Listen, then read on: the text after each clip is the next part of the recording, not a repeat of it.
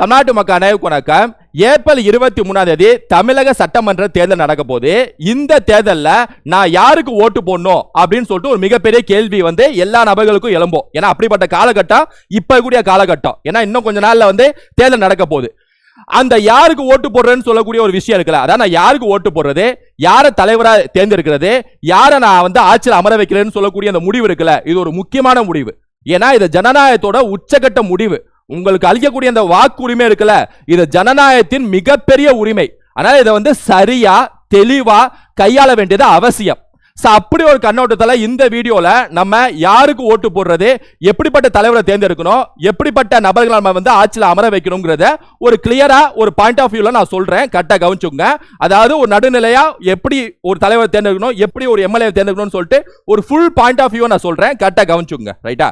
First நம்ம தெரிஞ்சுக்க வேண்டிய ஒரு விஷயம் என்ன அப்படின்னா, ஓட்டு போடுறது ஒரு விஷயம் இருக்குல்ல. நீங்க போயிட்டு 18 வயசு தாண்டா நீங்க எல்லாம் போய் ஓட்டு போடுறீங்களா, அந்த ஓட்டு போடுறதுன்னு சொல்லக்கூடிய அந்த உரிமை, அந்த விஷயமே ஃபர்ஸ்ட் என்ன மாதிரி டெசிஷனா இருக்கணும் அப்படின்னா, ஒரு எஜுகேட்டட் டெசிஷனா இருக்கணும். இதை ஃபர்ஸ்ட் மைண்ட்ல வச்சுங்க. இதான் அடிப்படை. ஓட்டு போடுறதுங்கிறது ஒரு எஜுகேட்டட் டெசிஷனா இருக்கணும். எஜுகேட்டட் டெசிஷன்னா, நான் டிகிரி முடிச்சிட்டேன், நான் காலேஜ் முடிச்சிட்டேன், எனக்கு நான் இப்போ கல்வியறிவு பெற்றேன், நான் பட்டம் பெற்றேன், எஜுகேஷன் தானே, அப்போ நான் போய் ஓட்டு போடலாம். அப்படி அந்த எஜுகேஷன் நான் சொல்லலை. நான் அந்த எஜுகேஷன் சொல்ல. நீங்கள் ஓட்டு போட்டு ஆட்சியில் அமர வைக்கிறீங்களே, அமர வச்சதுக்கு அப்புறம் அவங்க கையாளக்கூடிய துறைகள் ஏராளம். அதாவது மின்சார துறையாக இருக்கட்டும், பொதுப்பணி துறையாக இருக்கட்டும், சுற்றுலா பணித்துறையாக இருக்கட்டும், வேளாண் துறையாக இருக்கட்டும், மீன்வளத்துறையாக இருக்கட்டும், காடுகள் வளத்துறையாக இருக்கட்டும், ஊழல் ஒழிப்பு சம்பந்தப்பட்ட விஷயமா இருக்கட்டும், சட்ட ஒழுங்கு சம்பந்தப்பட்ட விஷயமா இருக்கட்டும், இது எல்லாமே புள்ளி விவரத்தின் அடிப்படையில் செயல்படும். எல்லாத்துக்கும் ஒரு பொறுமை தேவை, நிதானம் தேவை, ஒரு தொலைநோக்கு பார்வை தேவை. அப்படிப்பட்ட நபர்களை நீ ஆட்சியில் உட்கார வைக்க போறீங்க. அப்படிப்பட்ட நபர்களை உட்கார வைக்க போறீங்கன்னா ஃபர்ஸ்ட் நமக்கு ஒரு டெசிஷன் எடுக்க போறோம் அப்படின்னா அது கல்வி சார்ந்த முடிவா இருக்கணும். அதனால ஓட்டிங் ரைட்ஸ், நீங்க ஓட்டு போடக்கூடிய அந்த ஒரு சிந்தனை இருக்குல்ல, அந்த சிந்தனையே கல்வி சார்ந்த சிந்தனை, ஒரு எஜுகேட்டட் டெசிஷனா இருக்கணும். யாருக்கு ஓட்டு போட்டா சரியா நகர்த்துவாங்க காய, அதை யோசிச்சுதான் நீங்க ஓட்டு போடணும். அதுல முதன்மையா நீங்க இந்த எஜுகேட்டட் டெசிஷன்ல தெரிஞ்சுக்க வேண்டியது முதன்மையா 3 விஷயம். ஃபர்ஸ்ட், சூசிங் த லீடர், தலைவரை எப்படி தேர்ந்தெடுக்கிறது. சூசிங் த எம்எல்ஏஸ், தலைவரை தேர்ந்தெடுக்க அப்புறம் உங்க தொகுதி எம்எல்ஏ இருக்காங்களா, அவங்களை எப்படி தேர்ந்தெடுக்கிறது. சூசிங் த மேனிஃபெஸ்டோ, நிறைய எல்லா மேனிஃபெஸ்டோ 4 கட்சி பிரதானமா போட்டி போறாங்கன்னா எல்லா மேனிஃபெஸ்டோ ரிலீஸ் பண்ணிட்டாங்க. அந்த மேனிஃபெஸ்டோல எது சிறந்த மேனிஃபெஸ்டோ, எது நாட்டு மக்களுக்கான மேனிஃபெஸ்டோ, எது பிராக்டிகலா பாசிபிள், இந்த மாதிரி விஷயம் இருக்குல்ல, இது சூசிங் த மேனிஃபெஸ்டோல வரும். இந்த 3 விஷயம் நமக்கு தெளிவா தெரியணும். அதுல முதல் விஷயம் பாருங்க, சூசிங் த லீடர். இந்த சூசிங் த லீடர், ஒரு தலைவரை நான் எப்படி தேர்ந்தெடுக்கிறது. ஏன்னா இங்க நான் தலைவர்னு சொல்றது ரொம்ப முக்கியம். ஏன் அப்படின்னா, நம்ம தமிழக பொறுத்த வரைக்கும், மாநிலம் பொறுத்த வரைக்கும், இங்க லீடர்னு யாரை குறிக்கிறோம் அப்படின்னா சீஃப் மினிஸ்டர், முதல்வரை குறிக்கிறோம். அரசியலமைப்பு சட்டத்தின்படி ஒரு முதல்வர் தான், அதாவது ஒரு முதல்வர் தான் அந்த கட்சி எடுக்கக்கூடிய எல்லா முடிவுக்கும் பொறுப்பு. அவர் என்ன சொல்றாரோ அதை அந்த கட்சி கேட்கும். கட்சி எந்த வழியில நடக்குதோ அது நாட்டின் வழி. அப்ப முதல்வருங்கிறது ஒரு மாநிலத்தை இழுத்துருப்பக்கூடிய ஒரு இன்ஜின், அப்படியே அடுத்த ஸ்டெப்புக்கு இழுத்துருப்பக்கூடிய ஒரு இன்ஜின். அப்ப இங்க நான் லீடர்னு யாரை குறிப்பிடுறேன் அப்படின்னா, எந்த முதல்வரை நீங்க ஆட்சியில் உட்கார வைக்க போறீங்கன்னு சொல்லக்கூடிய அந்த முதல்வர் வேட்பாளர் இருப்பார்ல, அதை நான் லீடர்னு குறிப்பிடுறேன். ரைட்டா? சோ இங்க நமக்கு லீடர், எப்படிப்பட்ட லீடர் அமையணும். பொதுவாகவே லீடருக்கான குவாலிட்டிஸை நீங்க எங்க தேடி பார்த்தாலும், எந்த புத்தகம் படிச்சாலும் ஒரு சில விஷயங்கள் வரும். ரைட்டா? அந்த விஷயத்தை வச்சு நான் சொல்றேன். அதுல முதல் விஷயம், நீங்க லீடருக்கு என்ன எதிர்பார்க்கணும், அடிப்படை விஷயம் என்ன எதிர்பார்க்கணும் அப்படின்னா, சமூக அக்கறை. அதாவது ஒரு சொசைட்டி மேல ஒரு அக்கறை இருக்கணும். அந்த அக்கறை இருந்தாலே, அதாவது சமூகத்தின் மேல ஒரு அக்கறை, நம்ம மாநிலத்தை எப்படியா முன்னேற்றணும்னு சொல்லக்கூடிய அந்த அக்கறை, அந்த பக்குவம், அவங்க மேல அந்த ஈடுபாடு, அந்த அக்கறை இருந்தாலே போதும், மீதி எல்லாமே தானா வந்துடும். இப்போ ஒரு குடும்பத்தை ஒரு அப்பா அம்மா நடத்துறாங்க, ஒரு அப்பா ஒரு கணவன் மனைவி, அது தகப்பன், அப்பா நடத்துறாரு அப்படின்னா, பிள்ளைங்க மேல அக்கறை இருந்தாலே போதும். அப்பா அம்மாவுக்கு பிள்ளைங்க மேல அக்கறை இருந்தாலே போதும், ஆட்டோமேட்டிக்கா பிள்ளைங்களுக்காக கஷ்டப்படுவாங்க, பிள்ளைங்க கேட்கறதெல்லாம் வாங்கி தருவாங்க, பிள்ளைக்காக என்ன வேணா செய்வாங்க. அப்ப அடிப்படையா ஒரு லீடருக்கு இருக்க வேண்டியது சமூக அக்கறை. இதுதான் ஃபண்டமெண்டல். நான் திரும்ப சொல்றேன், இதுதான் ஃபண்டமெண்டல். இது இருந்தாலே ஆட்டோமேட்டிக்கா அவங்க வரது போறது உழைக்கிறது எல்லாமே ஆட்டோமேட்டிக்கா நடந்துரும். அதனால சமூக அக்கறை ஃபர்ஸ்ட் நீங்க அதை செக் பண்ணணும் லீடர்ட்ட. ரெண்டாவது, லீடர்ட்ட ஒரு ஃபியூச்சர் விஷன் இருக்கணும், ஒரு தொலைநோக்கு சிந்தனை இருக்கணும். தமிழ்நாடுங்கிற இந்த நாடை நான் எப்படி மாற்ற போறேன், இந்த மாநிலத்தை நான் எப்படி மாற்ற போறேன், அடுத்த 5 வருஷம் நான் இதை எப்படி கொண்டு வர போறேன், என்னோட சிந்தனைகள் என்ன, என்னோட விஷன்ல நிறைய இருக்கு, அதை நான் அந்த மாநிலத்தில் செயல்படுத்த போறேன். அப்ப சமூக அக்கறை கூடவே ஃபியூச்சர் விஷன் ஒரு லீடருக்கு கண்டிப்பா இருக்கணும். இந்த துறையை நான் எப்படி மாற்ற போறேன், சுற்றுலாத்துறையை நான் எப்படி மாற்ற போறேன், அந்நிய முதலீட்டை நான் எப்படி கொண்டு வர போறேன், ஏஐங்கிறாங்க, ஒரு ஏஐ வச்சு நான் எப்படி 5 வருஷத்துல ஒட்டுமொத்த துறையை மாற்ற போறேன், சட்ட ஒழுங்கை எப்படி பாதுகாப்பேன், ஊழலை எப்படி ஒழிப்பேன்னு சொல்லக்கூடிய அந்த ஃபியூச்சர் விஷன் இருக்குல்ல, அது கம்பல்சரி. நான் திரும்ப சொல்றேன், கம்பல்சரி லீடர் முதல்வருக்கு இருக்கணும். அப்பதான் மற்ற அமைச்சர்களை அப்படி கண்ட்ரோல் பண்ணி அப்படியே கொண்டு போக முடியும். இது ரொம்ப முக்கியம். மூணாவது என்ன முக்கியம் அப்படின்னா ரெஸ்பான்சிபிலிட்டி, ஒரு பொறுப்பேற்பு தன்மை இருக்கணும். பொறுப்பேற்பு தன்மைனா நல்லதோ கெட்டதோ அதுக்கு பொறுப்பேற்கக்கூடிய அந்த தன்மை இருக்குல்ல, எஸ் எஸ் பொறுப்பேற்கிறேன் அப்படின்னு சொல்லக்கூடிய அந்த தன்மை இருக்குல்ல, அது லீடருக்கு கம்பல்சரி இருக்கணும். எடுத்துக்காட்டுக்கு 1962 இந்தியா சீனா போர் வந்துச்சு. போர் வந்ததுல இந்தியா ஒரு சில இடங்களை சைனா கைப்பற்றுச்சுன்னு வச்சுங்களேன். நேரு அந்த டைம்ல பிரதமர் யாருன்னா நேரு வெக்ஸ் ஆயிட்டாரு. அப்ப காமராஜ் அதே 1962 தமிழகத்துல தேர்தல் நடந்துச்சு. அந்த தேர்தல்ல காங்கிரஸ் கொஞ்சம் தோத்துட்டே போச்சு. அப்ப காமராஜர் போயிட்டு நேருட்ட என்ன செய்யறதுன்னு சொல்லி கேட்கிறப்ப நேரு எனக்கு எதுவும் தெரியல, இந்த மாதிரி தோத்துட்டு போறாங்க, இந்தியாவிலும் போர் வந்துருச்சு, சைனா சில இடங்களை கைப்பற்றிச்சு, இந்தியா வீக்கா இருக்கு, தமிழ்நாட்டிலையும் பாருங்க எலெக்ஷன்ல தோத்துட்டு போற மாதிரி இருக்குன்னு அப்படின்னு சொல்லிட்டு காமராஜர் திரும்ப தமிழ்நாட்டுக்கு வந்துட்டார். திரும்ப ஒரு நாட்கள் கழிச்சு திரும்ப நேருட்ட போயிட்டு கரெக்ட் தான் நீங்க சொல்றது, 1962 தேர்தலில் காங்கிரஸ் கொஞ்சம் தோத்துட்டு போகுது, மற்ற கட்சிகள் திமுக போன்ற கட்சிகள் வளர்ந்துட்டு வருது, நீங்க சொல்றது கரெக்ட் தான், இந்த பொறுப்பை நான் ஏத்துக்கிறேன், கட்சியை நான் வளர்ப்பேன், கட்சி பணியில நான் ஈடுபட்டு எப்படியா கட்சியை முன்னேற்றுவேன், இந்த விஷயம் இந்த தோக்குற விஷயத்தை நான் பொறுப்பேற்றுட்டு கட்சியில இருந்து நான் விலகி வேற ஒருத்தோட முதல்வர் பொறுப்பு ஒப்படைச்சு கட்சி பணியை பார்க்க போறேன் அப்படின்னு சொல்லிட்டு காமராஜ் முடிவு எடுக்கிறாள். அந்த முடிவு சரியோ தப்போ, ஆனா அந்த முடிவு எடுக்கிறாள், அந்த பொறுப்பு என்னால் வீழ்கி ஆமா பார்க்க முடியுது ஓகே அப்படின்னு சொல்ற கட்சி பணியை நான் இது அந்த பொறுப்பு ஏற்கிறாள், இதான் பொறுப்பேற்பு தன்மைன்னு அர்த்தம். இந்த விஷயம் ஒரு லீடர்கிட்ட கம்பல்சரி இருக்கணும். அதனால அதையும் பார்த்துக்கோங்க. டெடிகேஷன், இந்த 3 விஷயத்த கூடவே டெடிகேஷன், அந்த ஈடுபாடு, ஒவ்வொரு துறை என்ன நடக்குது அப்படின்னு சொல்லிட்டு பார்க்கக்கூடிய அந்த ஈடுபாடு. என்னப்பா ஆச்சு, என்னப்பா அங்க ஏதோ பிரச்சனையாக்காம அந்த தொகுதியில அது என்ன பிரச்சனை, மக்கள் குறைய ஏதாவது சொல்றாங்களா, தீர்த்தீங்களா, அந்த திட்டம் போச்சாங்க, அந்த தொகுதிக்கு போச்சா, நான் சுற்றுலா பணித்துறையில் ஏதோ பிரச்சனையாமே பாத்தீங்களா, அங்க பொதுப்பணித்துறையில் ஏதோ பிரச்சனையாமே, ஏதோ அங்க ஊழல் குற்றச்சாட்டு வருது, யார் ஊழல் செய்றீங்க, எந்த எம்எல்ஏ, ஒரு லீடர் பார்க்கணும். ஒரு லீடர் என்ன அங்க பிரச்சனை, என்ன அங்க இதுல தஞ்சாவூர்ல என்ன பிரச்சனை, என்ன தூத்துக்குடி எம்எல்ஏ அங்க ஏதோ சச்சரவு நடக்குது, என்ன பிரச்சனை, அங்க ஏதோ சட்ட ஒழுங்கு பிரச்சனை இருக்காம, அங்க திருநெல்வேலியில என்ன பிரச்சனை, திருச்சியில என்ன பிரச்சனை, மதுரையில் அந்த எம்எல்ஏ ஏதாவது குற்றச்சாட்டு வைக்கிறாங்களா பொதுமக்கள், அங்க என்ன பிரச்சனை, ஏதோ பொதுமக்கள் குற்றச்சாட்டுலாம் எடுத்துருவாப்பா படிக்கிறேன்ப்பா, என்னப்பா, இப்படி ஒரு ஈடுபாடு இருக்குல்ல, அதுதான் டெடிகேஷன் சொல்லுவோம். இந்த ஈடுபாடு கம்பல்சரி ஒரு லீடருக்கு இருக்கணும். ஒரு லீடருக்கு கம்பல்சரி ஃபியூச்சர் விஷன், ஒரு என்ன சொல்ற சமூக அக்கறை, அப்புறம் இந்த மாதிரி ரெஸ்பான்சிபிலிட்டி பொறுப்பேற்பு தன்மை, அப்புறம் டெடிகேஷன் ரொம்ப ரொம்ப முக்கியம். ஏன்னா டெடிகேஷன் ஆட்டோமேட்டிக்கா இருந்தாலே அவரால் டக் டக் டக்குன்னு சொல்லண்டு ஓடுவார், என்ன உழைப்பு ஆட்டோமேட்டிக்கா நடக்கும். அதனால டெடிகேஷன் முக்கியம். 5வது மிக முக்கியமான விஷயம், என்னதான் திட்டங்கள் சரியா போய் சேர்ந்தாலும், என்னதான் டெடிகேட்டடா எல்லா விஷயத்தையும் சரி பார்த்து நடந்தாலும், என்னதான் ரெஸ்பான்சிபிலிட்டியோட ஒவ்வொரு விஷயத்தையும் பார்த்து செயல்பட்டாலும், என்னதான் சமூக அக்கறையோட ஒவ்வொரு துறையும் பார்த்து செயல்பட்டாலும், அதுல முக்கியமான விஷயம் என்ன அப்படின்னா கரப்ஷன், ஊழல். அதாவது ஒரு ஊழல் அப்படிங்கிறதுக்கு நான் எதிராதான் இருப்பேன், ஊழலை ஒழிச்சு கட்டுவேன்னு சொல்லிட்டு 100% இருக்கணும். ஒரு தலைமை பொறுப்பில் இருக்கக்கூடிய ஒரு தலைவர் ஊழலுக்கு எதிராக 100% நிக்கணும். நான் ஊழலை கண்டிப்பா ஒழிப்பேன், ஒவ்வொரு துறையில ஊழல் இல்லாம திட்டத்தை கொண்டு போய் சேர்ப்பேன், ஊழல் இல்லாம மற்ற விஷயங்களை பாலிசியை கொண்டு போய் சேர்ப்பேன். அதனால எந்த பிசுறு தட்டாம ஊழல் இல்லாம அந்த ஊழலை ஒழிக்கிறதுக்கு என்னென்ன முடிவுகள் எடுக்கணும் அப்படிங்கிறத ஒரு லீடர், ஒரு தலைமை பொறுப்புல கூடிய தலைவர் கண்டிப்பா ஆன்டி கரப்ஷனுக்கு மிக முக்கிய அவசியம் கொடுக்கணும். ரைட்டா? ஏன்னா இந்தியாவில் பொறுத்த வரைக்கும் மத்திய அரசோ மாநில அரசோ திட்டங்கள்லாம் நிறைய போட்டுறாங்க, ஆனா அதுக்குள்ள இருக்கக்கூடிய இந்த ஊழல் லஞ்ச வரியம் இதெல்லாம் இருக்குல்ல, இந்த லஞ்சம் ஊழல் இதை ஒழிக்க வேண்டியது அவசியம். இதை ஒழிச்சாலே போதும், சிங்கப்பூர் மாதிரி மாறணும், அந்த மாதிரி மாறணும், இந்த மாதிரி மாறணும், ஆட்டோமேட்டிக்கா நடக்கும். ரைட்டா? அதனால அந்த ஒரு விஷயத்துல காம்ப்ரமைஸே செய்யக்கூடாது, எந்த பின்வாங்கலும் இருக்கக்கூடாது அந்த லீடருக்கு. ரைட்டா? அதனால இந்த 5 விஷயம் இருக்குல்ல, இந்த 5 விஷயம் நான் அடிப்படை விஷயமா பாக்குறேன். அதுல முதல் விஷயம் ரொம்ப ரொம்ப அடிப்படை விஷயமா பாக்குறேன். இந்த 5 விஷயம் எந்த லீடர்ட்ட நீங்க பாக்குறீங்களோ, இதை எந்த லீடர்ட்ட நீங்க உணர்றீங்களோ, எந்த லீடர் இப்படி இருப்பாருன்னு சொல்லிட்டு ஓரளவு இந்த 5 விஷயத்துல 100% இல்லைனாலும் ஒரு 80% 90% ஓரளவுக்கு ஓகே அப்படிங்கிற எந்த லீடர் நீங்க உணர்றீங்களோ அவங்களுக்கு உங்க வாக்கு நீங்க செலுத்தலாம். அதே மாதிரி சூசிங் த லீடருக்கு அப்புறம் சிஎம் தாண்டி ஒவ்வொரு தொகுதியில் கூடிய எம்எல்ஏக்கள் ரொம்ப முக்கியம். ஏன்னா அவங்க தான் உங்களோட குறைய நேரா கேட்க போறாங்க.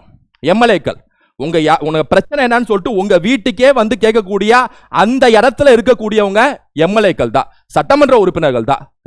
234 சட்டமன்ற உறுப்பினர்கள் தான். அதனால எம்எல்ஏஸ் தேர்ந்தெடுக்கிறதுலயும் உங்களோட கவனம் கொஞ்சம் கரெக்டா இருக்கணும், கவனமா இருக்கணும். அதுல முக்கியமா நீங்க பார்க்கக்கூடிய எம்எல்ஏ பொறுத்த வரைக்கும் அந்த தொகுதியில நல்ல பெயர் இருக்கா, குட் இமேஜ் இருக்கா, அந்த தொகுதியில நீங்க பிரபலமான நபர் அப்படிங்கிறத தாண்டி பிரபலமான நபரா இருந்தாலும் அவருக்கு நல்ல பேர் இருக்காங்கிறத பார்க்கணும். பிரபலமா இருக்காங்கிறத தாண்டி நல்ல பெயர் அந்த எம்எல்ஏக்கு இருக்கா, நல்ல அங்கங்க நிறைய விஷயத்த மக்கள் குறையெல்லாம் கேட்டிருக்காரா, சில விஷயம் எல்லாம் செஞ்சிருக்காரா, இல்லைன்னா என்னன்னாச்சு கேட்கிறாரா அப்படின்னு சொல்லிட்டு ஒரு நல்ல பெயர் அந்த எம்எல்ஏக்கு இருக்கணும். இது நீங்க தொகுதியில் நிற்கக்கூடிய அந்த உறுப்பினர் இருக்கால அவருக்கு நீங்க பார்க்கணும், வேட்பாளருக்கு பார்க்கணும். அதே சமயத்தில் நீங்க எலெக்ஷன் கமிஷன் வெப்சைட்ல போய் பார்த்துடலாம் அந்த எம்எல்ஏவோட ஹிஸ்டரி என்ன, அதாவது அவர் மேல ஏதாவது கிரிமினல் ஹிஸ்டரி இருக்கா, மற்ற விஷயங்கள் என்ன, சொத்து வாங்கல என்ன, இந்த மாதிரி விஷயங்கள்லாம் இருக்குல்ல, அந்த மாதிரி விஷயத்தையும் நீங்க தேடி பார்க்க வேண்டியது அவசியம். அப்பதான் சரியா புரிஞ்சுக்க முடியும் தொகுதி எம்எல்ஏ பொறுத்த வரைக்கும். அப்ப சுலபமாக அணுக முடியணும். பிளஸ் உங்க வேட்பாளரை நீங்க சுலபமா அணுக முடியணும். ரைட்டா? அதாவது கொஞ்சம் உங்க குறைய கேட்டு சுலபமா அணுகக்கூடிய ஒரு நபரா இருக்கணும். அது இல்லாம அதெல்லாம் கேட்க மாட்டேன் அப்படியே ஒரு மாதிரி அவங்களை பார்க்கவே முடியாது, உங்களால பேசவே முடியாது, பேசவே முடியாது, நிறைய பேர் கூட இருப்பாங்க. அப்படிப்பட்ட நபரா இருந்தாங்கன்னா நீங்க கொஞ்சம் யோசிக்கணும். ஏன் அப்படின்னா ஒரு எம்எல்ஏங்கிறவங்க உங்க ரெப்ரஸன்டேட்டிவ், உங்க தொகுதிக்கு பிரதிநிதியாக தான் போறாரு சட்டமன்றத்துக்கு. அதனால நீங்க தான் எம்எல்ஏ. அதனால உங்கள்கிட்ட கண்டிப்பா சுலபமா அணுகக்கூடிய ஈஸியா பேசக்கூடிய ஒரு நபரா தான் எம்எல்ஏவா இருக்கணும். ரைட்டா? அப்படிப்பட்ட நபரை தான் நீங்க தேர்ந்தெடுக்கணும் கூட. 4வது விஷயம் என்ன அப்படின்னா ஒரு சாஃப்ட் நேச்சரா இருக்கணும். ஏன்னா அரசியலை பொறுத்த வரைக்கும் இந்த சாஃப்ட் நேச்சருங்கிறது கொஞ்சம் தட்டுப்பாடா இருக்கு. இங்க பார்த்தாலும் ஹார்ட் நேச்சரா தான் இருக்கு. அதாவது நீங்க என்ன சொல்ல வரீங்க அதெல்லாம் பாதி தான் கேட்பாங்க, அப்படின்னு தான் பேசுவாங்க. பேச்சு மொழியே இப்படிதான் இருக்கும். விஷயத்தை பாதி தான் கேட்பாங்க, பாதி தான் பேசுவாங்க. அப்படி இல்லாம ஒரு சாஃப்ட் நேச்சரா என்ன சொல்ல வரீங்க, உங்களுக்கு இந்த மாதிரி விஷயத்த செய்வோம், இந்த தொகுதியில இந்த பிரச்சனையை நாங்கள் தீர்த்து வைப்போம், இந்த தண்ணீர் பிரச்சனையை தீர்த்து வைப்போம், இந்த மின்சார பிரச்சனையை தீர்த்து வைப்போம், நிலத்தடி நீர் பிரச்சனை இந்த பிரச்சனை இப்படி தீர்த்து வைப்போம், பால் அமைக்கணுமா இதுக்காக கோரிக்கை நாம வந்து முதல்வர்கிட்ட வச்சு அதுக்கான நிதியை திரட்டுவோம். இந்த மாதிரி விஷயம் சாஃப்டா கொண்டு போகக்கூடிய தன்மை இருக்குல்ல, அது கண்டிப்பா இருக்கணும் ஒரு வேட்பாளருக்கு. அப்புறம் ஆன்டி கரப்ட், இது பேசிக்காவே லீடருக்கு இருக்கணும், வேட்பாளருக்கு இருக்கணும். இது வந்து ரொம்ப காமனான பாயிண்ட். ஊழல் எதிர்ப்பா குட் லிசனரா இருக்கணும். இதான் தட்டுப்பாடோடு இருக்கு. ஒரு நல்ல நீங்க சொல்றது என்னன்னு சொல்லிட்டு காது கொடுத்து கேட்கணும், உங்க பிரச்சனை என்னன்னு சொல்லிட்டு காது கொடுத்து கேட்கக்கூடிய ஒரு வேட்பாளர் தான் நீங்க தேர்ந்தெடுக்கணும், உங்க தொகுதி வேட்பாளரா. ரைட்டா? அதனால இந்த 4ம் மிக முக்கியமான அவசியம். நீங்க ஒரு எம்எல்ஏ, ஒரு தொகுதி வேட்பாளரை தேர்ந்தெடுத்து நீங்க சட்டமன்றத்துக்கு அனுப்பக்கூடியதுக்கு ஒரு மிக முக்கியமான 4 விஷயம். ரைட்டா? ஸோ இதையும் பார்த்துங்க உங்க எம்எல்ஏக்களை தேர்ந்தெடுக்கிறதுல. அடுத்து சூசிங் த மேனிஃபெஸ்டோ. இப்ப தலைவரை தேர்ந்தெடுத்தீங்க, எம்எல்ஏக்கள் தேர்ந்தெடுத்தீங்க, இப்போ ஒரு ஆட்சி ரெடியா இருக்கு. இப்ப கடைசியா இன்னொன்று பார்க்க வேண்டியது முக்கியமான விஷயம் என்னன்னா, ஓகே எல்லாம் ரெடியா இருக்காங்க, அடுத்த 5 வருஷம் இந்த கூட்டம் நல்ல நபர்களாக தேர்ந்தெடுத்துட்டோம், சூஸ் பண்ணிட்டோம், இவங்க என்ன செய்வாங்க, 5 வருஷத்துல என்ன செய்வாங்க, அதான் தேர்தல் அறிக்கை மேனிஃபெஸ்டோ. ஸோ அந்த எலெக்ஷன் மேனிஃபெஸ்டோவை கட்டாயம் 4 கட்சி இருக்காங்கன்னா 4 கட்சி மேனிஃபெஸ்டோவும் டவுன்லோட் பண்ணி கண்டிப்பா நீங்க பார்க்கணும், படிக்கணும். ரைட்டா? உங்க துறை சார்ந்ததுனா கூட ஃபர்ஸ்ட் அது என்னங்கிறத 4 இதையும் பார்த்துருங்க. ரைட்டா? அப்ப அப்படி பார்த்ததுல நமக்கு ஒரு விஷயம் தெரியணும், அவங்க அந்த தேர்தல் அறிக்கை படிக்கிறப்ப தேர்தல் அறிக்கையில் சொல்லப்பட்டிருக்கூடிய விஷயம் எல்லாமே பிராக்டிக்கலா நடைமுறைப்படுத்த முடியுமா, பாசிபிலிட்டி இருக்கா. தமிழ்நாட்டில் ஆல்ரெடி 10 லட்சம் கோடி கடன் இருக்கு. இந்த சமயத்துல இந்த மாதிரி அறிக்கையெல்லாம் முடியுமா? Is it practically possible for 5 years? அடுத்த 5 வருஷத்துல இந்த விஷயம் முடியுமா, இந்த விஷயம் முடியுமா, இந்த துறைக்கு இதை செயல்படுத்த முடியுமா, இந்த துறைக்கு இந்த விஷயத்தை செயல்படுத்த முடியுமா அப்படின்னு சொல்லிட்டு நீங்களே கொஞ்சம் திங்க் பண்ணணும் தேர்தல் மேனிஃபெஸ்டோ படிக்கிறப்ப. ரைட்டா? ஸோ இது வந்து தேர்தல் மேனிஃபெஸ்டோவில் எந்த கட்சினாலும் சரி அதை முடியுமான்னு சொல்லிட்டு நீங்க பார்க்கணும். அப்புறம் இலவச கவர்ச்சி. நீங்க எந்த கட்சினாலும் இப்ப ட்ரெண்ட் என்னன்னா இலவச கவர்ச்சி. 2000 தரேன், 1000 தரேன், 5000 தரேன், 10000 தரேன், என்ன 3000 தரேன், 2500 தரேன், நிறைய விஷயங்கள் என்ன இதை தரேன்னு சொல்லிட்டு இலவசம் நிறைய அறிவிக்கிறாங்க. நீங்க இந்த இலவசம்லாம் அறிவிக்கலாங்களே, அப்படியே மயங்கி போய் நீங்க ஓட்டு போடுறதுங்கிறது ஒரு எஜுகேட்டட் டெசிஷன் இல்ல. நான் தெளிவா சொல்லிக்கிறேன், அது ஒரு எஜுகேட்டட் டெசிஷன் இல்ல. அதனால இலவசம்ங்கிறது தன்னை சார்ந்து மட்டும்தான் இருக்கும் தவிர அது சமூகம் சார்ந்து இருக்காது. எனக்கு தரீங்க ஓகே, சமூகத்துக்கு என்ன செய்வீங்க? இலவசம் 1000 மாசம் தரீங்க ஓகே, வேலை வாய்ப்புக்கு என்ன செய்வீங்க? கல்வி எப்படி மேம்படுத்துவீங்க? சுகாதாரத்தை எப்படி மேம்படுத்துவீங்க? சுற்றுலா பணியை எப்படி மேம்படுத்துவீங்க? பொது பணியை எப்படி மேம்படுத்துவீங்க? தொழில்நுட்பத்தை எப்படி மேம்படுத்தி கொண்டு வருவீங்க? ஸ்டார்ட் அப் எக்கோசிஸ்டம் எப்படி உருவாக்குவீங்க? இதுக்கான பதில் இது மேனிஃபெஸ்டோல நீங்க தேடி பார்க்கணும். அதனால இலவச கவர்ச்சியில மயங்காம துறை வாரியா நீங்க என்ன செய்வீங்க, இந்த நாட்டுக்கு, இந்த மாநிலத்துக்கு எப்படி 5 வருஷத்துல மாநிலத்தை மாத்துவீங்க அப்படின்னு சொல்லிட்டு தேர்தல் அறிக்கையில மற்ற விஷயத்தை ஃபுல்லா படிச்சு உணர்ந்து தான் நீங்க ஓட்டு போடணும். அதான் எஜுகேட்டட் ஒரு டெசிஷனா இருக்கும். துறை வாரியா செக் பண்ணணும். முன்னாடியே சொன்ன மாதிரி இலவசம்லாம் விட்டுட்டு, இலவசம் ஓகே ரைட், துறை வாரியா என்ன செய்யறாங்க, ஒவ்வொரு துறை வாரியா ஒவ்வொரு கட்சி மேனிஃபெஸ்டோல என்ன சொல்லியிருக்காங்க, ஜவுளி துறையில என்ன சொல்றாங்க, ஆதிதிராவிட துறையில என்ன சொல்றாங்க, இனிமே துறை வாரியா ஒவ்வொரு துறைக்கு என்ன எடுத்து வைக்கிறாங்க, எம்எஸ்எம்இ எப்படி முன்னேற்றுறாங்க இப்படின்னு சொல்லிட்டு துறை வாரியா நல்லா கொண்டு வராங்கன்னு சொல்லிட்டு அதையும் செக் பண்ணணும். அப்புறம் கல்வி, சுகாதாரம், வேலைவாய்ப்பு மேனிஃபெஸ்டோல முக்கியமா நீங்க செக் பண்ணக்கூடிய 3 விஷயம் எஜுகேஷன், ஹெல்த், எம்ப்ளாய்மெண்ட். ஏன்னா இது 3 ஒரு நாட்டு ஒரு மாநிலத்துக்கான அடிப்படை விஷயம். அதனால இந்த 3மே எப்படி 5 வருஷத்துல மாத்த போறாங்க, அது ரொம்ப புதுமையான விஷயமா இருக்குமா, பிராக்டிக்கலா அது பாசிபிளா இருக்குமா, இது எல்லாத்தையும் செக் பண்ணணும்.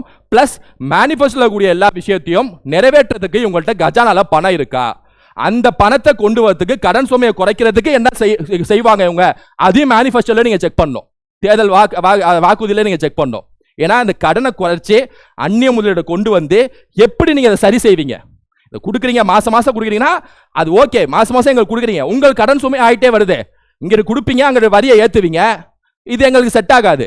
இங்கிட்ட 1000 ரூபாய் 2000 ரூபாய் 3000 ரூபாய் கொடுத்துட்டு அங்க வரியை ஏத்துவீங்களே, மற்ற வரிகள்லாம் ஏத்துவீங்களே, இங்க வந்து அங்க போயிட்டு தானே இருக்கு. அப்போ உங்க கடன் சுமையை எப்படி குறைப்பீங்க, அது தேர்தல் வாக்குறுதியில எங்க சொல்லியிருக்கீங்க, அதை பார்க்கணும். ரைட்டா? ஸோ இந்த மாதிரி விஷயம்லாம் கண்டிப்பா நீங்க பார்க்கணும். ஸோ 3 விஷயம் அடிப்படையா ஒரு எஜுகேட்டட் டெசிஷன் நீங்க எடுக்கணும்னா 3 விஷயம் கண்டிப்பா பார்க்கணும். Choosing the leader, choosing the MLA, choosing the manifesto. இது ஒரு எலெக்ஷனுக்கு ஒரு வாக்காளரா ஓட்டு போடுறோம் அப்படின்னா அந்த ஓட்டு போடக்கூடிய நபர் பார்க்க வேண்டிய எஜுகேட்டட் டெசிஷனா பார்க்க வேண்டிய 3 விஷயம். ஆனா இப்ப என்ன ஒரு சிக்கல் இருக்கு அப்படின்னா, இந்த ஓட்டிங்கான எஜுகேட்டட் டெசிஷன் இருக்குல்ல, இது பெரும்பான்மையா அங்கங்க நடக்காது.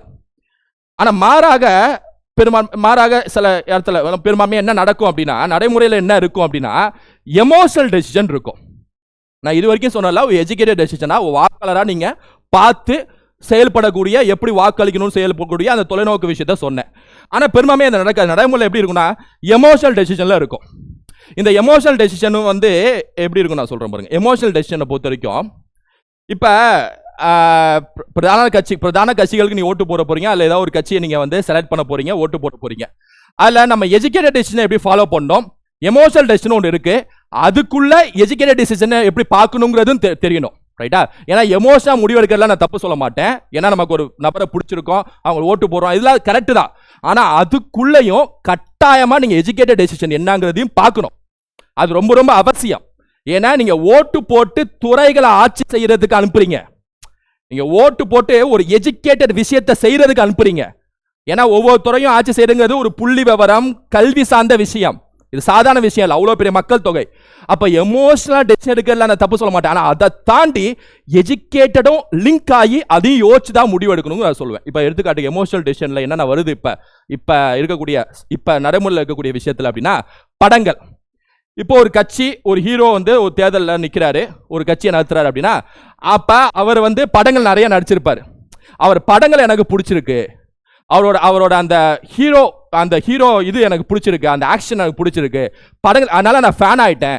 அதுல ஃபேன் ஆனனால நான் அவரை இங்க தேர்தலில் நிற்கிறாரா, அப்படியே அதுல இருந்து ஃபேன் ஆகி இங்க நான் ஓட்டு போடுறேன், அவருக்கு அங்க ஃபேன் ஆகி இங்க ஓட்டு போடுறேன். இது வந்து எமோஷனல் டெசிஷன். நான் திரும்ப சொல்றேன். ஆனா இந்த விஷயத்துல எப்படி, இது பிரச்சனை தப்பு இல்லை. ஆனா இதுல நீங்க எஜுகேட்டட் டெசிஷன் எப்படி எடுக்கணும்னா, படங்கள் நடிச்சிங்க, அதுக்காக நான் ஃபேன் ஆயிட்டேன், இப்ப நான் ஃபேன். இப்ப நீங்க படங்கள் வந்து அப்படியே என்டலி வேற ஃபீல்டு, அரசியலுக்கு வரீங்க. இப்ப அரசியலுக்கு வரீங்கன்னா படங்கள் நடிக்கிறீங்கன்னா பாட்டு டான்ஸ் அப்படி போகுது. ஆனா அரசியலுக்கு வரீங்கன்னா ஒவ்வொரு துறையும் நீங்க வந்து நிர்வாகம் செய்யணும். அப்ப என்டலி வேற ஃபீல்டுனா இப்ப நான் ஃபேனா வேற மாதிரி நான் யோசிக்கணும். இப்ப ஓகே, உங்களோட மேனிஃபெஸ்டோ என்ன, நீங்க எப்படி எம்எல்ஏ சூஸ் பண்ணீங்க, நீங்க எதிர்காலத்து 5 வருஷம் எப்படி நடத்த போறீங்க, ஸோ இப்படி கொஞ்சம் பார்க்குறீங்களா, இதையும் பார்த்துட்டு இதையும் எஜுகேட்டட் டெசிஷனாக பார்க்குறீங்களா, அங்கே தான் நீங்கள் வந்து எஜுகேட்டட் டெசிஷனும் பார்க்க வேண்டிய அவசியம் இருக்குன்னு சொல்ல வரேன். அப்போ ஒரு ஃபேனாக இருந்து, ஆனால் நீங்கள் ஓட்டு போடக்கூடிய நபர் வந்து அங்கே நடிகருக்கு ஓட்டு போறீங்க, நடிகர் சங்க தேர்தலில் நிற்கலையே, பொது தேர்தலில் தான் நிற்கிறாரு. நடிகர் சங்க தேர்தல்னா ஓகே, நடிகருக்கு நான் ஓட்டு போடுறேன். ஆனால் பொது தேர்தல்ங்கிறப்ப அப்படியே ஒரு பொலிட்டிஷனாக மாறுறாங்க. அப்ப அங்க நீங்க இந்த விஷயத்தையும் பார்க்கணும். நான் வந்து இதுக்காக சொல்ல, கரெக்டா ஓட்டு போடுறதுக்கு ஒரு வாக்கு உரிமை உங்களுக்கு இருக்குன்னா அதை இப்படிதான் பயன்படுத்துங்கிறத நான் சொல்றேன். அதான் 2வது விஷயம், சுயநலம். அதாவது இது எமோஷனல் டெசிஷன்ல வரும். அதாவது இந்த கட்சி ஆட்சிக்கு வந்தா என் குடும்பத்துக்கு நல்லது, இந்த கட்சி ஆட்சிக்கு வந்துட்டாங்கன்னா எனக்கு நல்லது, என் குடும்பம், என் பொருளாதாரத்தை நான் முன்னேற்றிடுவேன். ஏன்னா இந்த கட்சி ஆட்சிக்கு வந்துட்டாங்கன்னா நிறைய கான்ட்ராக்ட் மற்ற எல்லா விஷயங்களும் நான் வந்து கையகப்படுத்திக்குவேன். அதாவது இந்த கட்சி ஆட்சிக்கு வந்தாங்கன்னா எனக்கு நல்லது, என் குடும்பத்துக்கு நல்லது, அதனால நான் ஓட்டு போடுறேன் அப்படிங்கிற ஒரு விஷயம் இருக்குல்ல, இது எமோஷனல் டெசிஷன். அது மட்டும் இல்லாமல் இந்த விஷயம் வந்து ஒரு நீதிநெறி சார்ந்து கரெக்டாக இல்லாத ஒரு டெசிஷன். இதில் எப்படி நீங்கள் எஜுகேட்டடாக யோசிக்கணும், எஜுகேட்டட் டெசிஷனாக யோசிக்கணும் அப்படின்னா, இதை தாண்டி எனக்கு நல்லதுனாலும் ஓகே, மற்ற மக்களுக்கு என்ன செய்வீங்க? எனக்கு நல்லதை வச்சு நான் யோசிக்க முடியாது. பொதுமக்களுக்கு என்ன செய்வீங்க? 8 கோடி மக்களுக்கு என்ன செய்வீங்க? அப்படியும் யோசிக்கிறீங்கன்னு வைங்களேன். இதை தாண்டி ஒரு பொதுநல சிந்தனை வந்துச்சுன்னு வைங்களேன், அங்கே நீங்கள் எஜுகேட்டட் டெசிஷனில் முடிவெடுத்து ஓட்டு போட போறீங்கன்னு அர்த்தம். ரைட்டா? அதனால் அதையும் மைண்ட் செட்டில் வச்சுங்க. அப்புறம் பேச்சு கவர்ச்சி. ஒரு நபர் சரளமாக பேசுகிறாரு, அப்போ பேச்சில் மயக்கிறாரு, என்ன நிறைய பெரிய பெரிய திட்டங்கள்லாம் பெரிய எல்இடி ஸ்கிரீனில் போட்டு அப்படி இப்படி இப்படி பண்ண போறேன்னு காட்டுறாரு அப்படிங்கிறத பேச்சு கவர்ச்சியில் நீங்கள் ஈர்க்கலாம், அதில் தப்பு சொல்ல. ஆனால் அங்கே நீங்கள் ஸ்க்ரீனில் காட்டுறதோ நீங்கள் பேசுகிறதோ நடைமுறையில் சாத்தியமானு நீங்கள் கொஞ்சம் யோசிக்கணும். ரைட்டா? சாத்தியம் இருக்கும், சாத்தியம் இல்லாமல் போகும். நான் அதுக்குள்ளே நான் வரல. ரைட்டா? யோசிக்கணும், அவ்வளோதான்.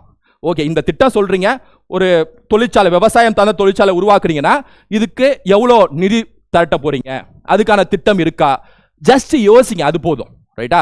ப்ளஸ் நீங்கள் சொல்கிறது எல்லாமே அரசியலமைப்பு சட்டத்துக்கு உட்பட்டு தான் இருக்கா? ஏன்னா அரசியலமைப்பு சட்டத்துக்கு எதிராக எதுவும் செய்ய முடியாது, அதையும் ஞாபகம் வச்சுக்கணும். ஆனால் அரசியலமைப்பு சட்டத்துக்கு உட்பட்டு தான் இருக்கா, அதையும் செக் பண்ணணும். ஸோ அப்படி நீங்கள் செக் பண்ணீங்கன்னா அது வந்து நீங்கள் பேச்சு கவர்ச்சிலையும் வந்த மாதிரியும், ப்ளஸ் பேச்சில் கரெக்டாக இருக்கு, பாயிண்ட்லாம் இருக்குப்பா அப்படின்னு முடிவெடுக்கிற மாதிரியும் ஆச்சு, எஜுகேட்டட் டெசிஷனாகவும் ஆச்சு. அப்படி நீங்கள் ஓட்டு போடலாம். ரைட்டா? ஸோ லீடர் அப்படின்னு சூஸ் பண்ணலாம். 4வது விஷயம் சித்தாந்தம், அதாவது கொள்கை. இப்போ சில நபர்கள் வந்து திராவிட கொள்கை இருப்பாங்க, சில நபர்கள் வந்து தமிழ் தேசிய கொள்கை இருப்பாங்க, சில நபர்கள் வந்து நான் வந்து எம்ஜிஆர் ஜெயலலிதா அவங்க மேலே நான் பற்று வச்சிருக்கேன், அதனால் அதன் தொடர்ச்சியாக நான் ஓட்டு போடுறேன் அப்படின்னு சொல்லிட்டு சில நபர்கள் இருப்பாங்க. மாற்ற கருத்து இல்லை.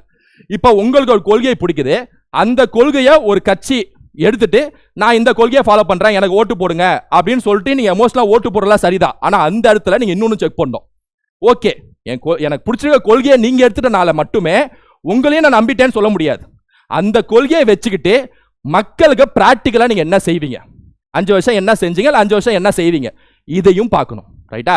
அதனால நமக்கு ஒரு கொள்கையோ இல்லை ஒரு நபரையோ பிடிச்சி போனனால மட்டுமே ஓட்டு போடுறதுங்கிறது எமோஷனல் டெசிஷன். அதை தாண்டி என்ன செய்வீங்க, என்ன செஞ்சிருக்கீங்க, என்ன செய்ய போறீங்க, இந்த மாதிரி யோசிக்கிறீங்க தெரியுமா, அதான் முக்கியம். மற்றபடி உங்களுக்கு ஒரு கொள்கை பிடிச்சிருக்கு, தமிழ் தேசியம் பிடிச்சிருக்கு, திராவிடம் பிடிச்சிருக்கு, எனக்கு வந்து இந்த இது பிடிச்சிருக்கு, எம்ஜிஆர் ஜெயலலிதா அந்த வரிசையில் வந்த நபர்கள் பிடிச்சிருக்கு, இதெல்லாம் தாண்டி என்ன செய்வீங்க, என்ன பிராக்டிக்கலாக கிரவுண்டில் என்ன செய்வீங்க, என்ன மாற்றத்தை கொண்டு வருவீங்க, இது வரைக்கும் சொன்னது நடந்திருக்கா, நடக்கலான்னா என்ன செய்ய போறீங்க, ஊழலை எப்படி ஒழிச்சிங்க, சட்ட ஒழுங்கை எப்படி பாதுகாப்பீங்க. ஸோ அதை செக் பண்ணணும். வெறும் கொள்கையை அடிப்படையாக வச்சு மட்டுமே ஒரு முடிவு எடுக்க முடியாது.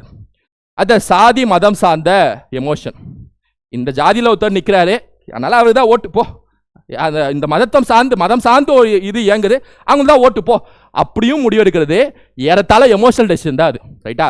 ஏன்னா என்னதான் இருந்தாலும், அதாவது உங்க அப்பாவே தேர்தல் நின்னாலும் என்ன அவர் மேல ஒரு குற்றச்சாட்டோ இல்ல சரியான நபர் இல்லை அப்படின்னா நீங்க அவருக்கே ஓட்டு போடக்கூடாதுங்கிற, புரியுதா இல்லையா?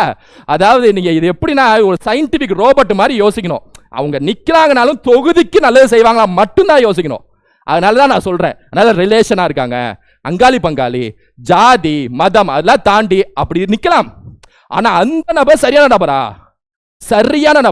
சரியான எம்எல்ஏவா, சரியான லீடரா, கண்டிப்பா பார்க்கணும். ரைட்டா? அடுத்து இதுல இதுதான் பிரதானம். அது 50 வருட கட்சிகள் வேண்டாம். இதுல நிறைய பேர் உடன்படுவாங்க. அது என்னன்னா, கடந்த 50 வருஷம் மாறி மாறி மாறி மாறி மாறி கட்சி ஆண்டாங்க, புதுசா ஒரு நபரை தேடி நாங்க போறோம். இல்லை தப்பு இல்லையே, கரெக்டான விஷயம்தான். இது எமோஷனல் டெசிஷன் சொல்ல முடியாது, எஜுகேட்டட் டெசிஷன் பாதி விஷயம் அப்படி சொல்லலாம்.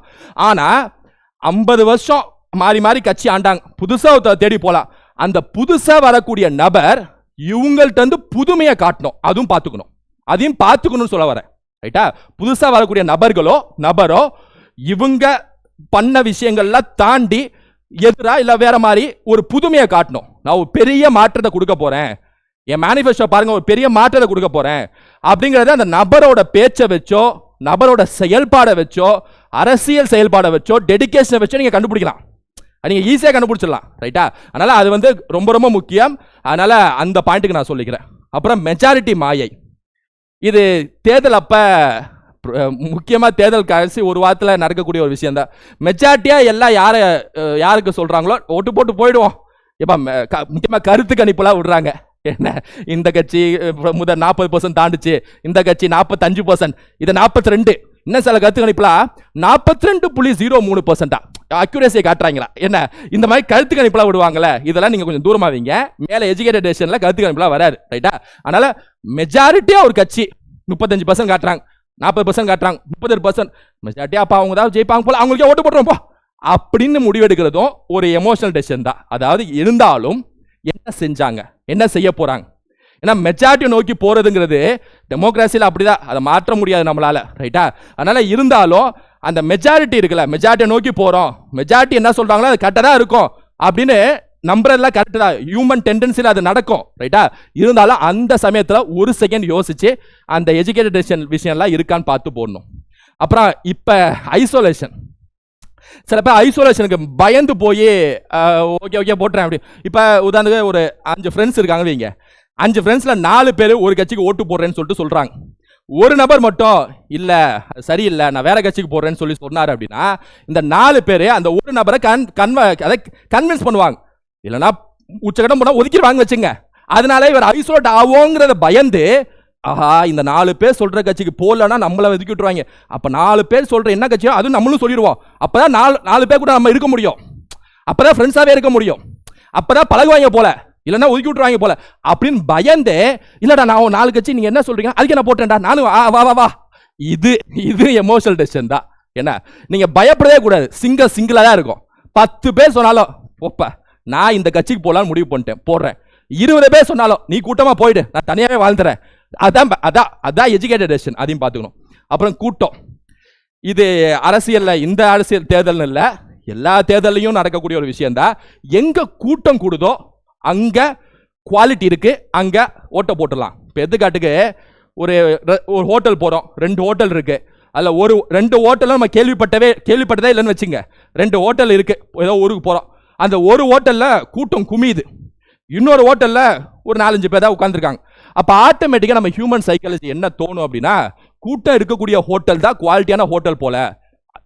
குவாலிட்டியா இருக்கனால கூட்டம் இருக்கு, அது வேற விஷயம். ஆனா நம்ம டெண்டன்சில என்ன தோணும், நம்ம 2 ஹோட்டலையும் பார்த்ததே இல்லை, சும்மா பார்க்குறோம் அப்படிங்கிறப்ப அங்க போயிடுவோம், இது மெஜாரிட்டி மாதிரி, ரைட்டா? அப்ப அங்க நம்ம போன அங்க நல்ல சாப்பாடு இருக்கும் போல, இங்க நல்ல சாப்பாடு இல்லை போல முடிவு எடுக்கலாம். அதே மாதிரி இது வந்து பெர்செப்ஷன் பாலிடிக்ஸ்னு சொல்லுவாங்க. இதை பொலிட்டிக்கல் சயின்ஸ்ல ஒரு பெர்செப்ஷனை உருவாக்குறது. பெரிய கூட்டம், ஒரு மாஸ் கூட்டம் இருந்துச்சுன்னா, கண்டிப்பா மாஸ் கூட்டம் இருக்குன்னா நம்ம அங்க கூட தான் இருக்கணும், அந்த கூட்டத்துக்குள்ளதான் ஒருத்தனா நபரா இருக்கணும் அப்படின்னு சொல்லிட்டு ஒரு முடிவு எடுக்கிறது இல்ல. இது வந்து எஜுகேட்டட் டெசிஷன் உதவி தள்ளிட்டு எமோஷனல் டெசிஷன் எடுக்கிற மாதிரி தான். ஆனா அந்த கூட்டம் இருந்தாலும் சரி என்ன சொல்றாங்க என்ன பேசுறாங்க அதையும் பார்க்க வேண்டியது அவசியம். அது பாரம்பரியம். லாஸ்ட், பாரம்பரியமா நான் இந்த கட்சிக்கு போட்டேன் அந்த கட்சி தான் போடுவேன், பாரம்பரியமா நான் இந்த கட்சி தான், என் குடும்பமே என் வம்சமே இந்த கட்சி தான், அந்த கட்சி தான் போடுவேன்.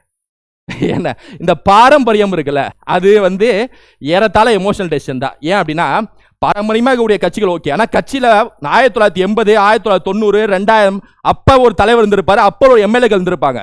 அதே தலைவர் அதே எம்எல்ஏக்கள் இப்போ இல்லையே, அதில் சில எம்எல்ஏக்கள் வந்திருக்கலாம், சில தலைவர்கள் வந்திருக்கலாம், ஆனால் காட்சி மாறுதே.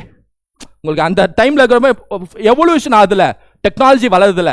அதனால பாரம்பரியமாக போடுறேன், நான் போட்டுறேன், அவங்களுக்கு போடுறேன், அவங்களுக்கு போட்டுறேன், இவங்கள எல்லாம் சொல்றாங்க என் குடும்பமே அதான் சார் நான் அவங்களுக்கு போட்டேன் அப்படிங்கிற முடிவும் தலை எமோஷனல் டெசிஷன் தான். ஏன்னா அந்த சமயத்திலையும் தலைவர் யாரு, எம்எல்ஏக்கள் யாரு, எப்படி ஒரு முடிவு எடுக்கிறாங்க, எப்படி எடுத்திருக்காங்க அதையும் பார்க்க வேண்டியது அவசியம், ரைட்டா? அதனால இந்த 10 விஷயம் எமோஷனல் டெசிஷன். ஆனா இதுக்குள்ளேயே நீங்க எஜுகேஷன் டெசிஷன் பார்த்து தான் முடிவெடுக்க வேண்டியது அவசியம். அதனால இப்போ யாருக்கு ஓட்டு போடுறதுங்கிறதுக்கு நான் இவங்களுக்கு தான் போடணுங்கிறதுக்காக இந்த வீடியோ மேக் பண்ணல. இந்த கட்சிக்கு போடுங்க இந்த கட்சிக்கு போடுங்கன்னு சொல்லலை. ஆனா ஒரு கட்சிக்கு போகணும், ஏன்னா இது ஒரு பவர்ஃபுல்லான டூல், சக்தி வாய்ந்த ஒரு ஆயுதம். அதனால இந்த சக்தி வாய்ந்த ஆயுதம் இருக்கணும், ஒரு பவர்ஃபுல்லான டூல் உங்க கையில் இருக்கிறனால அந்த டூலை எப்படி பயன்படுத்தணும். ஏன்னா ஓட்டு போட்டவங்க எல்லாமே எடுக்கக்கூடிய முடிவு எல்லாமே கல்வி சார்ந்த முடிவு, எல்லாமே பேப்பர்ஸ் வச்சு தானே இருப்பாங்க, எல்லாம் புலிவரம் பார்த்து தானே இருப்பாங்க. ஏறத்தாழ கல்விதான், பாலிடிக்ஸ்னாலே எஜுகேஷன் தான், ரைட்டா?